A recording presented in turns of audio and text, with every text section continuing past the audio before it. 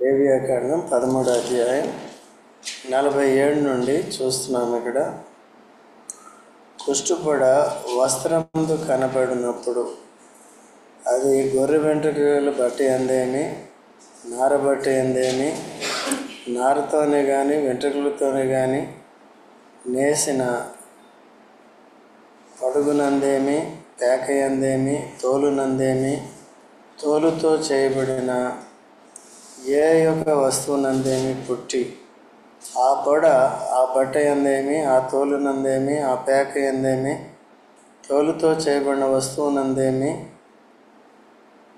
పచ్చదాళ్ళుగానే కానీ ఎర్రదాళ్ళుగానే కానీ కనబడిన యెడల అది కుష్టుపొడ.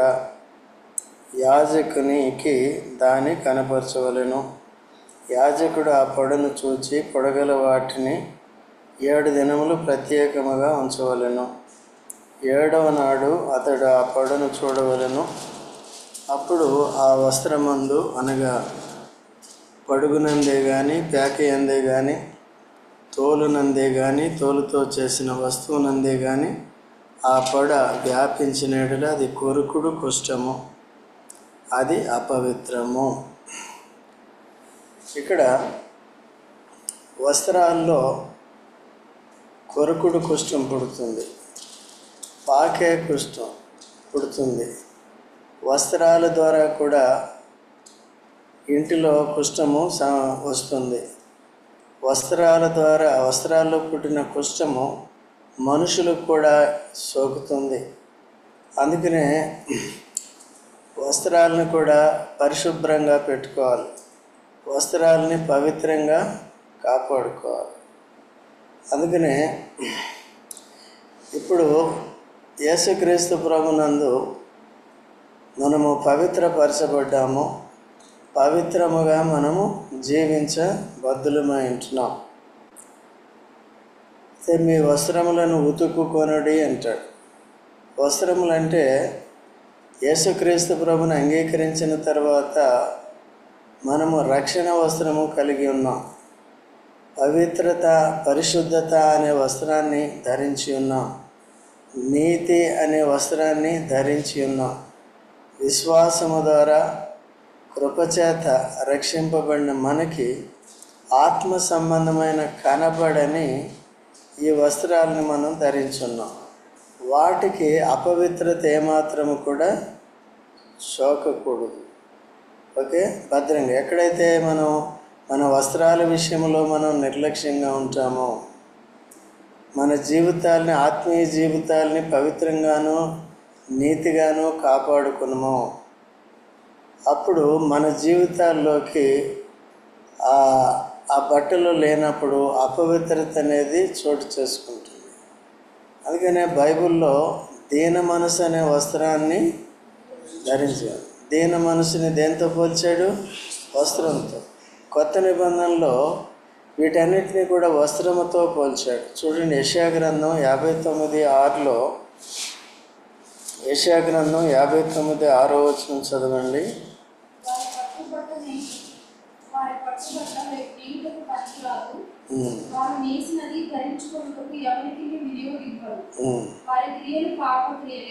వారి క్రియలు చూసారా? ఇక్కడ పట్టుబట్టలు బలత్కారం చేస్తూ, పాపము చేస్తూ, పట్టు వస్త్రాలు ధరించుకుని, పైకి సూటు బూట్లు వేసుకుని, పైకి ఈ భౌతిక అలంకారముతో బాగా కనపరుచుకుంటే లోపల కుళ్ళిపోయిన జీవితం ఉంటే లోపల ఈ కుష్టుపట్టిన వస్త్రాలు ఉన్నాయి. పై వస్త్రాలు ఎలా ఉన్నాయి? చాలా తెల్లగా ఉన్నాయి. నా షర్టు చూడండి ఎంత తెల్లగా. మరి నా హృదయం కూడా ఎట్లా ఉండాలి? అట్లాగే ఉండాలి. నా మనసు ఎట్లా ఉండాలి? అట్లాగే ఉండాలి. నా మనసు పవిత్రంగా ఉండాలి, నా హృదయం పవిత్రంగా ఉండాలి, నా ప్రవర్తన పవిత్రంగా ఉండాలి. అయితే మనుషులకు ఏం చేస్తున్నారంటే బయట వేషధారణతో లోపలున్న ఆత్మీయ వస్త్రాలని పట్టిస్తున్నాం.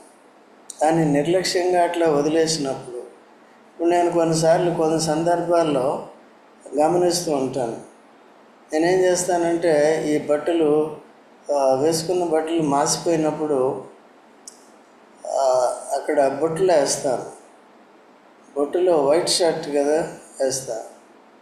కొన్నిసార్లు అది దాన్ని వాళ్ళు ఉతకనప్పుడు, కొన్నిసార్లు వానజల్లు దాని మీద కొట్టినప్పుడు, దుమ్మి ధూళి పడినప్పుడు ఆ నీళ్ళు ఇది రెండు కలిసి మరకలు, ఆ మరకలు ఇంక పోవన్నమాట. అది మన జీవితాన్ని ఎప్పుడైతే నిర్లక్ష్యంగా పెట్టుకుంటామో, యేసుక్రీస్తునందు పవిత్రపరచబడిన తర్వాత పవిత్రముగా కాపాడుకోకుండా ఉంటే, నిర్లక్ష్యంగా మన రక్షణ జీవితాన్ని, మన విశ్వాస జీవితాన్ని మనం పక్కన పెట్టుకుంటే, భూ సంబంధమైన వాటికే ప్రథమ స్థానం ఇస్తే ఏమవుతుందండి? ఎప్పుడు కూడా దేన్ని కాపాడుకోవాలి? బాహ్యపు అలంకారం ఎలాగున్నప్పటికీ కూడా ఆంతర్య అలంకారం ఎట్లా ఉండాలి? పవిత్రంగా, అక్షయముగా ఉండాలి. వింటున్నారమ్మా దేవమ్మ? ఏముండాలి? అది. సో ఇశ్రాయేల్ని దేవుడు ఏమంటున్నాడు? పైకి మీరు పట్టుబట్టలు కట్టుకున్నారు, మంచి బట్టలు కట్టుకున్నారు, లోపల ఏముందండి? అపవిత్రత ఉంది. చూడండి, రోమేలకు రాసిన పత్రిక 1వ అధ్యాయము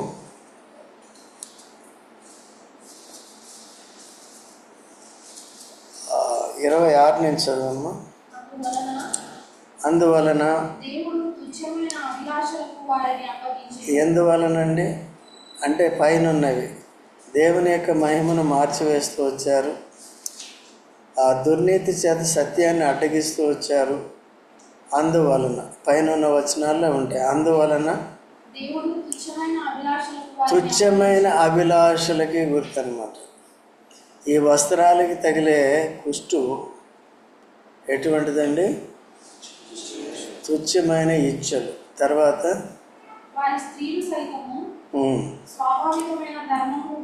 విడిచి అనుసరించిరి.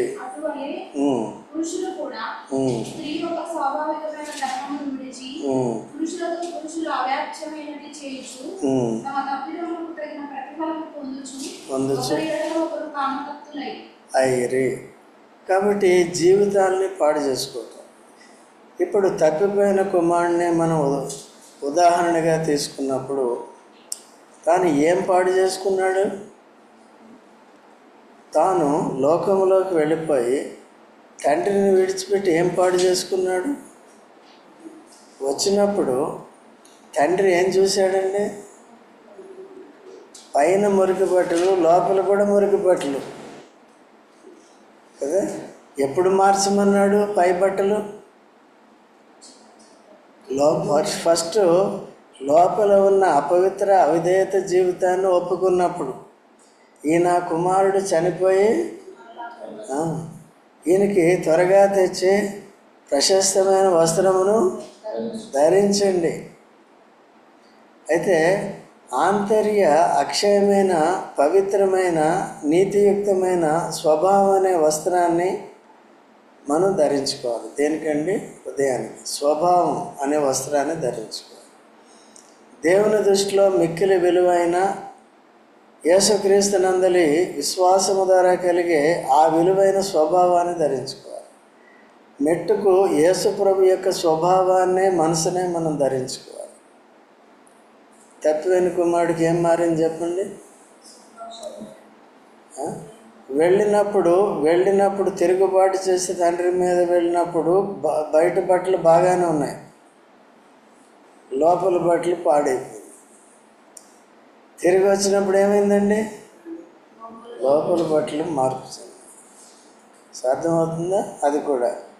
కాబట్టి యేసుక్రీస్తు ప్రభుని అంగీకరించిన తర్వాత దుర్నీతినంతటిని విడిచిపెట్టాం, శరీరంలో జరిగించే తుచ్చమైన ఇచ్చల నుంచి విడిచిపెట్టాం, దేవుని ఎదుట అపవిత్రులుగా ఉంచే వాటిలన్నిటి నుంచి కూడా మనం విడుదల పొందాలి. సంఘం అంటే ఏంటి? క్రీస్తు యేసునందు పరిశుద్ధపరచబడి పరిశుద్ధముగా జీవించుటకు మనల్ని ఏర్పరచుకున్నాడు, మనల్ని పిలుచుకున్నాడు. అయితే పవిత్రంగా ఉండి నేనేం చేయాలి అంటే సేవ చేయాలి. పవిత్రంగా ఉండి నేనేం చేయాలంటే ప్రార్థన చేయాలి. పవిత్రంగా నేను ఏం చేయాలంటే ఆరాధన చేయాలి. ఇదే కదా దేవుడు మన దగ్గర కోరుకునే సేవ.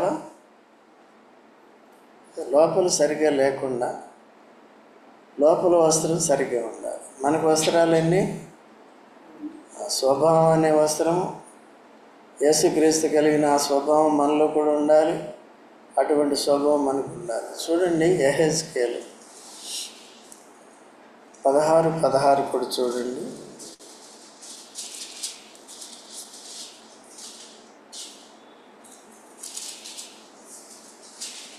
యెహెజ్కేలు 16:16.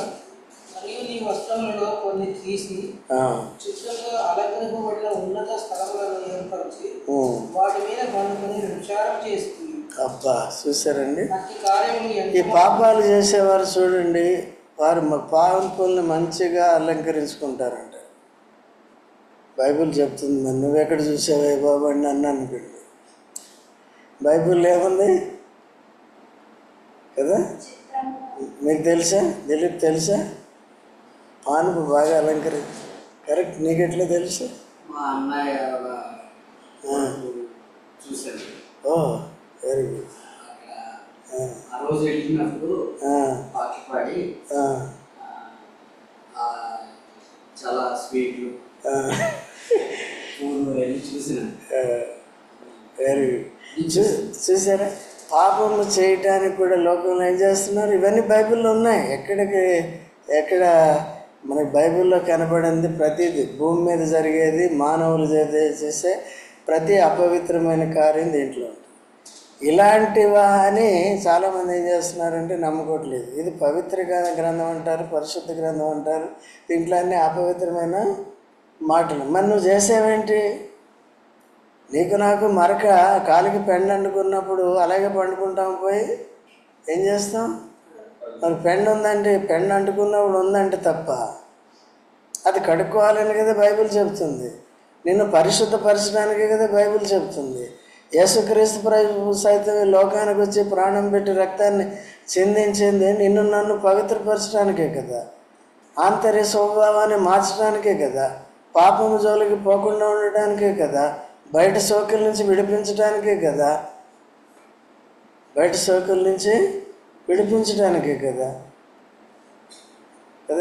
సోకులు. దాన్ని బట్టి దాన్నే వేషధారణ అంటారు.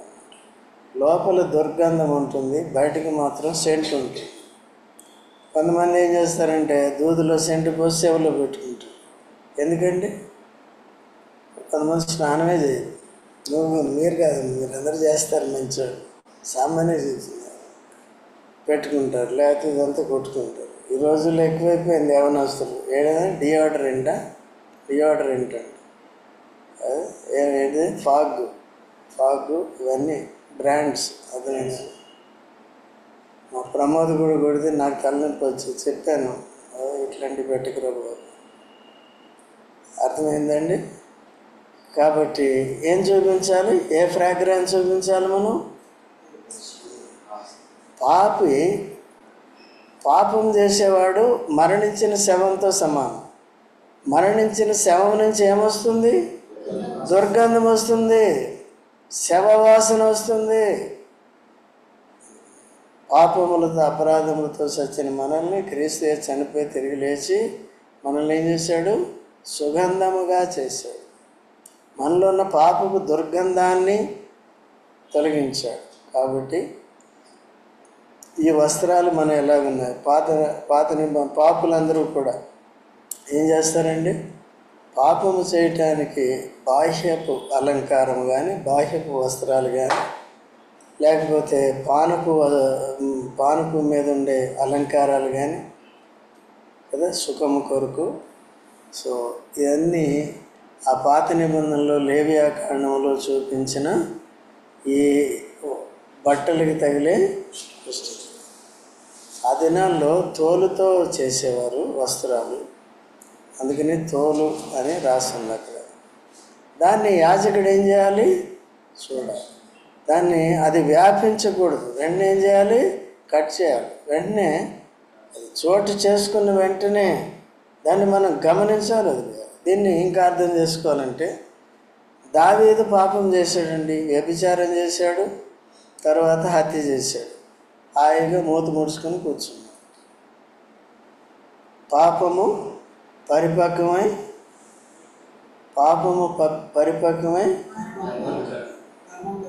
గర్భము ధరించి. అదే పాపము చదవండి, ఎందుకు వచ్చింది కూడా. పాపం పరిపక్వమై మరణమును కనును. పాపం పరిపక్వమై మరణమును కనును. ఇంకా ఉంది 1:14 చదవండి, యాకోబు పత్రిక. దురాశ గర్భము ధరించి పాపమును కనుక పాపం పరిపక్వమై, అదే దానికి. ఇప్పుడు చూడండి మరణం ఎట్లా పనిచేస్తుందో. దావీదు ఏం చేశాడు? పాపం చేశాడు కదా.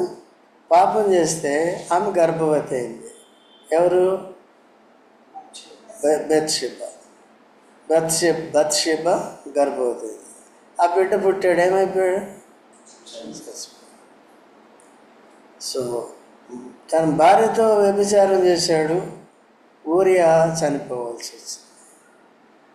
కాబట్టి దీన్ని కప్పిపెట్టుకోవాలంటే, పాపాన్ని కప్పిపెట్టుకోవాలంటే ఇంకొక మరణం చేయాలి.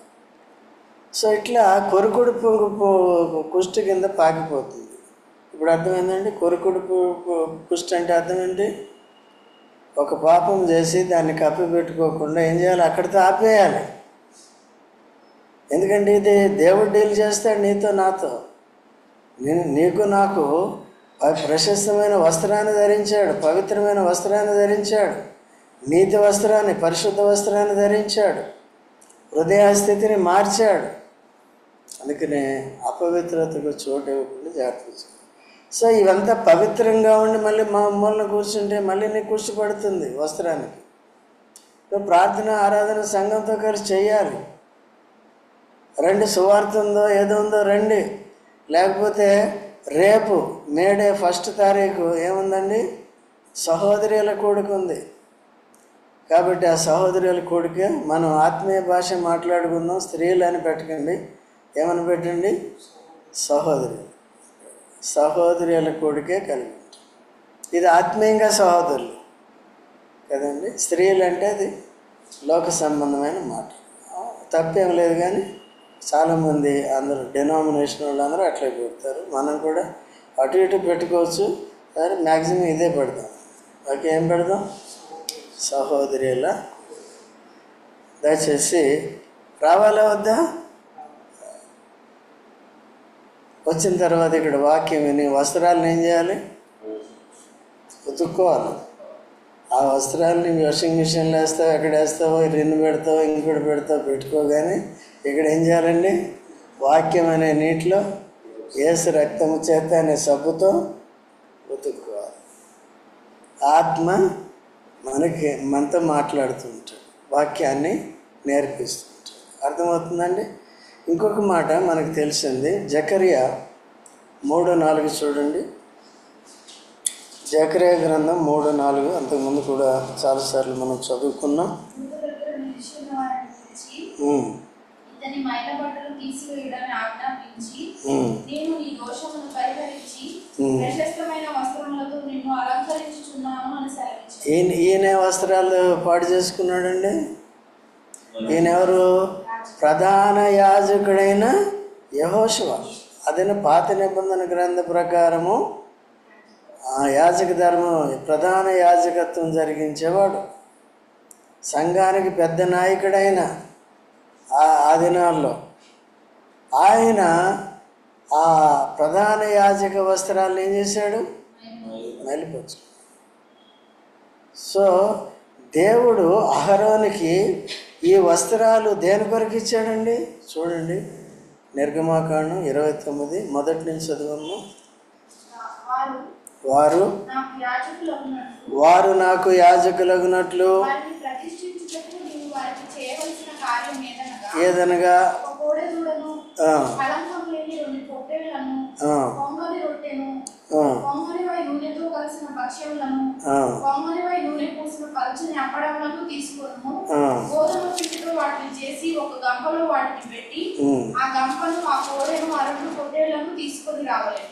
మరియు నీవు అహరోనును అతని కుమారులను ప్రత్యక్ష గుడారం యొక్క ద్వారం దగ్గరకు తీసుకుని వచ్చి నీళ్లతో వారికి స్నానం చేయించి ఆ వస్త్రములను తీసుకుని చొక్కాయిని ఏఫోదు నిలువుటంగిని ఏఫోదును పతకమును అహరోనుకు ధరింపజేసి ఏఫోదు విచిత్రమైన నడికట్టును అతనికి కట్టి అతని తల మీద పాగాను పెట్టి ఆ పాగా మీద పరిశుద్ధ కిరీటం ఉంచి.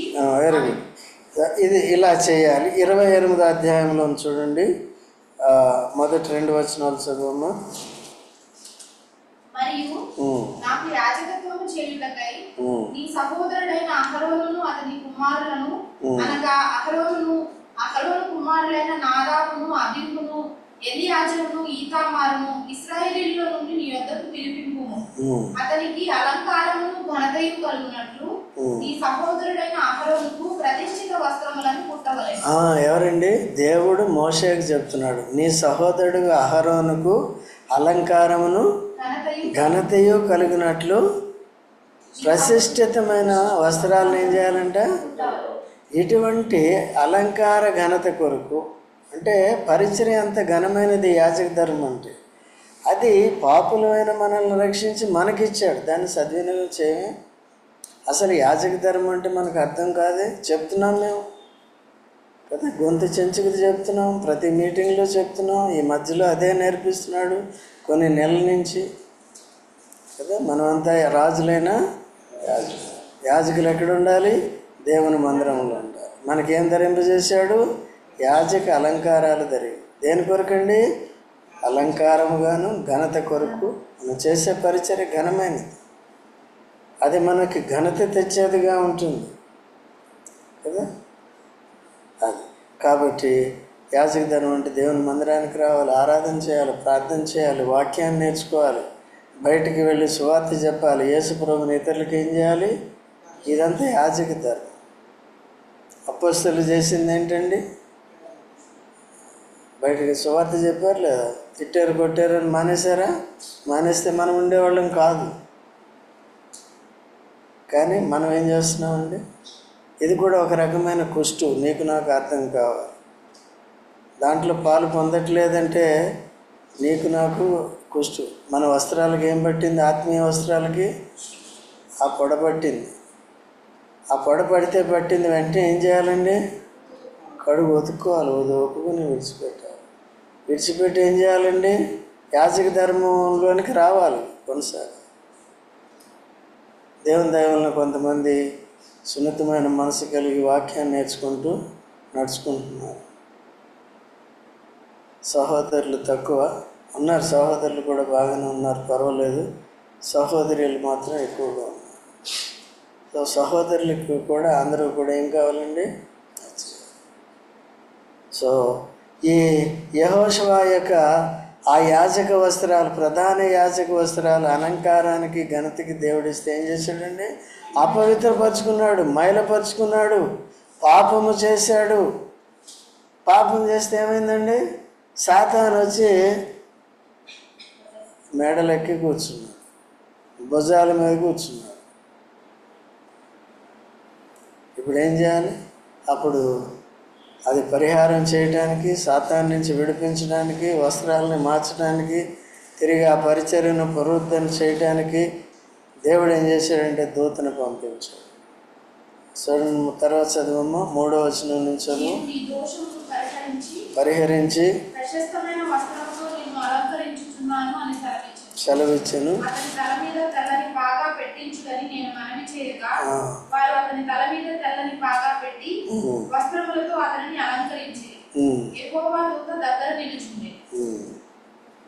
చూసి యెహోవా దూత ఇవన్నీ కూడా ఏం చేశారండి?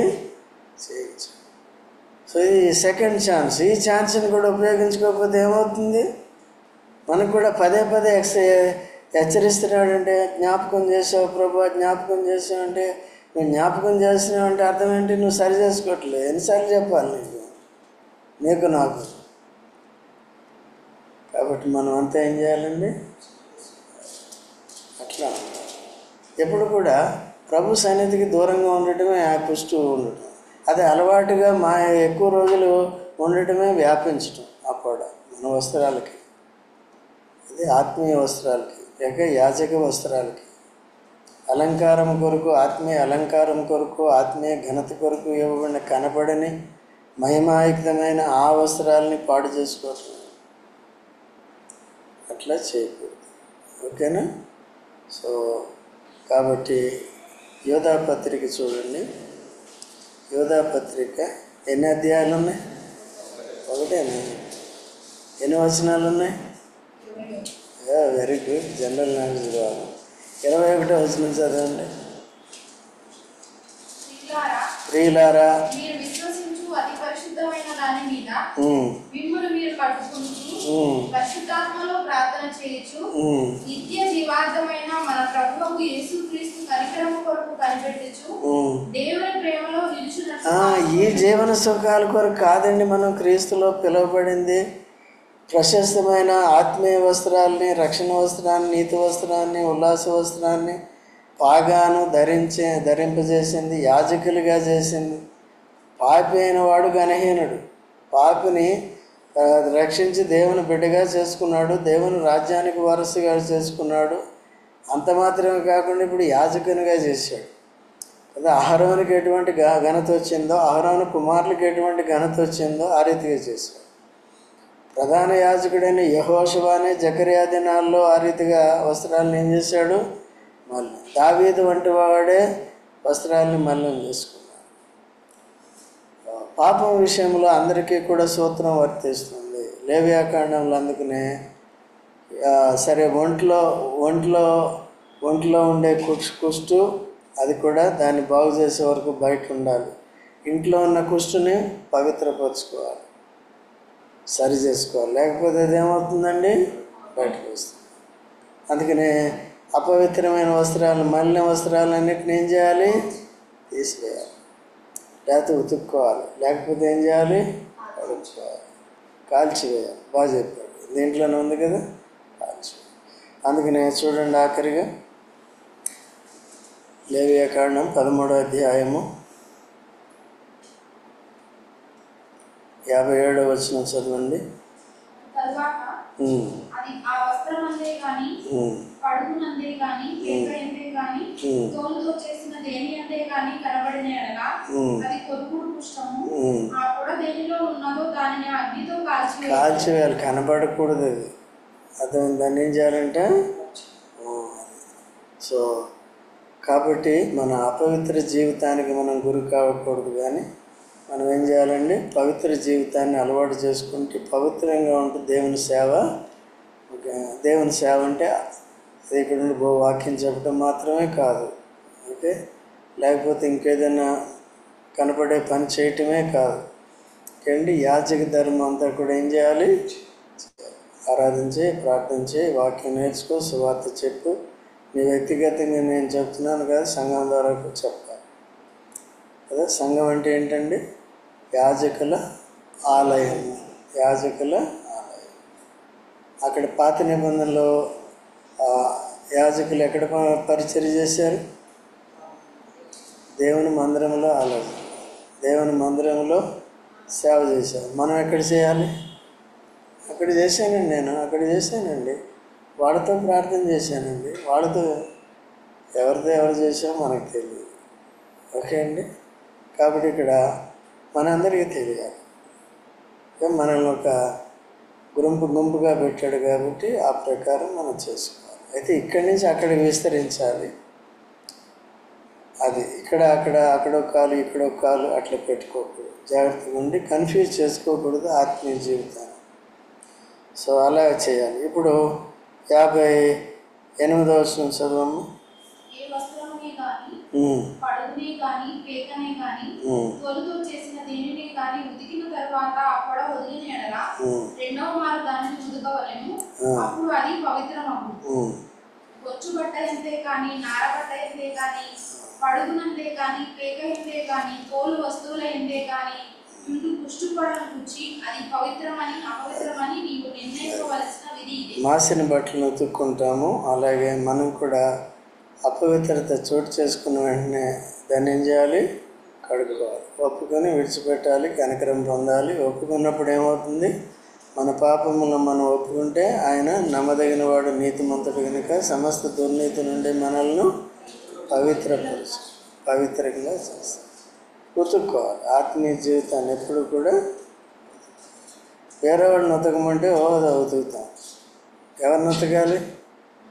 మనం ఎవరినా వాళ్ళు ఉతుక్కోవాలి. లేకపోతే నాకు చెప్పండి, నేను ఉతుకుతాను. లేకపోతే నేను మీకు చెప్తాను, నన్ను ఉతకండి. కాబట్టి పశ్చాత్తాపంతో సరి చేసుకుని హృదయాన్ని పదిలిపరుచుకుని నిత్య జీవం కొరకు మనం పిలువబడ్డాం. ఘనమైన పరిచర్య కొరకు పిలువబడ్డాం. ఘనమైన వస్త్రాలు యేసు ప్రభు ద్వారా మనకి ఇవ్వబడ్డాయి.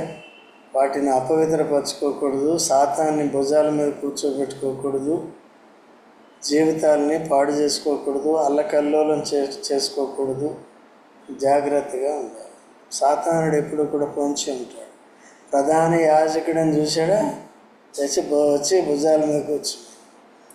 ఇక ఎవరు కనపడతాడండి? వాడు దేవునికి కనపడ్డాడు. దూతని పంపించి ఆ విధంగా ఎవరైతే తెలుసు అందరూ, ఓ మా ప్రధాన యాజకుడు యెహోషువ చాలా మంచివాడండి, చాలా గొప్పవాడండి అని అనుకుంటారు. వాడు ఆయన భుజం మీద ఎవరు కూర్చున్నారు? మరి సేవకు అర్హుడు ఆయన సేవ చేస్తే మీకు ఏమైనా ఉపయోగం అవుతుందా? వాళ్ళకి అప్పుడు తిన్నాను. ఎంత చూసుకోవాలి. నేను కూడా అలా చేస్తే ఏమవుతుంది? అనేక సార్లు చెప్పాం కదా, పరలోక రాజ్యంలో ఎవరు గొప్పవారు, ఎవరు అల్పులు? త్వరపడి చెప్తే పోతావు, త్వరపడి చెప్పేవాడు పోతావు. 5:19 మత్తయి సువార్తలో ఈ నా మాటలు గైకొని వాటి చొప్పున చేసి ఆ ప్రకారం బోధించేవాడెవడో వాడు పరలోకంలో గొప్పవాడు అనబడను అని వాటిని పాటించకుండా, తానే స్వయంగా పాటించకుండా ఇతరులకు బోధించేవాడెవడు పరలోక రాజ్యం మిగుల మామూలు అల్పుడు కాదు. ఎవరండి? తగ్గించుకునేవాడు ఇచ్చింబడి అది వేరే సంగతి. ప్రతిదానికి ఒక నియమం ఉంది. ఒక ఉద్దేశంతో దేవుడు చెప్పాడు, ఆ ఉద్దేశంతో తెలుసుకోవాలి. సో ఈ మాటలు గుర్తుపెట్టుకుని ప్రార్థనలోకి వెళ్దాం. సో గుర్తుపెట్టుకుని జాగ్రత్తగా ఉందాం. మన జీవితాలని కాపాడుకుందాం. బాహ్య వస్త్రాలు కాదు కానీ ఆంతర్య వస్త్రాలని, విశ్వాస వస్త్రాలని కాపాడుకుందాం. ప్రార్థనలోకి వెళ్దాం.